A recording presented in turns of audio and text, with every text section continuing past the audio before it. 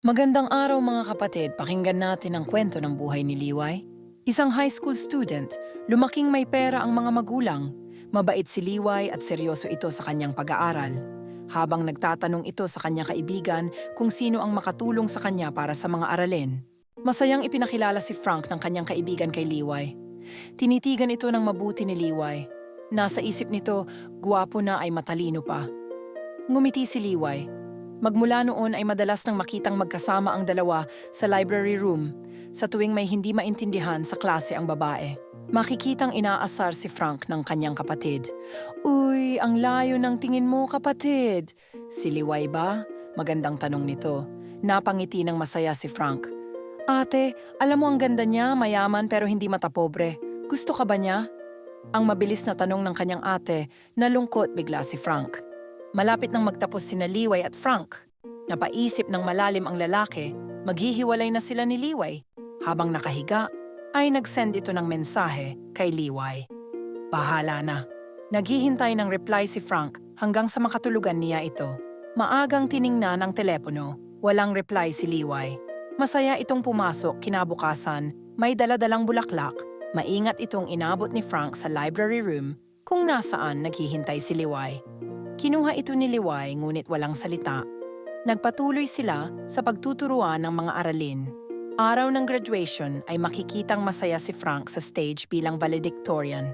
Kinabukasan ay pumunta si Frank sa bahay ni Liway. Masayang nag-uusap ang dalawa. Naghihintay si Frank tungkol sa kanyang panliligaw kay Liway, ngunit hanggang sa magpaalam ito ay walang binanggit. Ang babae, naglakad itong pauwi na malungkot. Tinanggap niya na walang gusto sa kanya si Liway. Nagkahiwalay ang dalawa pagdating sa kolehiyo. Lumipat ng Manila ang pamilya ni Liway. Sa kadahilan ng dalawa sila ng kuya niya ang magkolehiyo. Walang balita sa isa't isa. Parehong may cellphone pero walang gustong maunang mag-message. Si Liway ay umaasang mag-message si Frank. Paminsan-minsan ay sinisilip nito ang telepono. Habang nasa higaan ay hindi na napigilan pa ni Liway ang sarili, nag-message ito kay Frank. Wala itong reply. Sa tuwing tumunog ang telepono nito, inaasahang si Frank, ngunit hindi. Matuling lumipas ang 4 na taon. Nagtapos si Liway bilang isang nurse at agad na nakakuha ng trabaho dahil na rin sa connection ng kanyang mga magulang. Sinalubong ng ina si Liway pag-uwi sa bahay at inabot ang isang sulat. Invitation sa reunion ng kanilang batch sa high school. Naging masaya ito sa wakas, makikita na niyang muli si Frank. Makikitang nagmamaneho ito pabalik sa kanilang probinsya para sa reunion. Handang-handa na siya sa reunion. Masaya itong pumasok sa reunion party.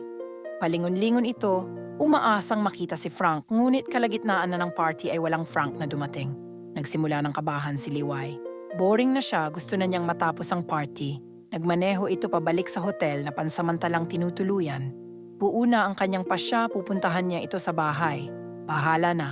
Laking gulat ni Liway, nagiba na ang dating bahay nila Frank. Matiyaga itong naglakad-lakad hanggang sa may napagtanungan itong dating kapitbahay. Binabaybay nito ang kahabaan ng kalsada papunta sa bagong bahay ni Frank. Kapaparada pa lamang ng sasakyan nito nang may yumakap sa kanya na 2 bata at tinawag siyang Tita Liway. Idinugtong pa ng mga bata na maganda pala talaga siya sa personal. Kinabahan si Liway. Inisip na baka mga anak ito ni Frank, kung ganun ay may pamilya na pala si Frank. Parang binibiyak ang kanyang puso, hanggang sa nakita niyang papalapit sa kanya ang isang magandang babae. Naisip niyang baka ito na ang asawa ni Frank. Nakangiti itong nagsalita sa harap ni Liway. Totoo nga palang maganda ka ayon sa kapatid ko. Nakahinga ng maluwag si Liway. Hindi pala siya asawa ng kanyang minamahal na si Frank. Pinapasok siya sa bahay. Habang nakaupo ito sa living room, ay may inabot na papel ang kapatid ni Frank. Napatulala ito, agad na idinugtong ng kapatid ni Frank na wala na ang kapatid niya 2 taon na ang nakaraan. Brain cancer. Tanging ikaw lang ang gusto ni Kuya Frank, Liway. Nang nag-message ka sa kanya, ay hindi na niya kayang humawak ng telepono, ayaw niya rin naman na ako mag-reply. Sinabi niya na kahit ano daw mangyari, ay hahanapin mo siya. Naiiyak itong nakikinig sa kapatid ni Frank. Marami pa itong sinabi na hindi na niya naitindihan dahil punong-puno na ng galit ang kanyang dibdib, punong-puno ng pagsisisi. Lumabas ito ng bahay. Bago sumakay sa kanyang kotse, ay inilabas ang papel na inabot ng kapatid ni Frank at sinimulang basahin. Liway, my heart wanted to call you up nang mabasa ko ang message mo na mahal mo rin pala ako. Gusto kong mag-reply but I am too weak to hold my phone. Sayang kasi kung kailan mo na-realize na mahal mo ako, I am running out of time. Makikitang nagsusulat ang kapatid ni Frank ng huling liham nito para kay Liway. Hindi na kayang magsulat pa ni Frank ng oras na iyon. Napaiyak si Liway sa kanyang mga palad. Maraming sayang sa kanyang isipan. Sana nag-reply siya sa unang message ni Frank. Sana nalaman niya ang sitwasyon ni Frank na pasayaman lang niya ang huling araw nito. Baka sana lumaban si Frank sa kanyang sakit kung nasa tabi niya ako. Maraming sana na wala ng kasagutan. Maraming sayang na wala ng magagawa. Mangyari po lamang na mag-subscribe at pindutin ang button bell para ma-notify kayo sa susunod kong mga video. Salamat po!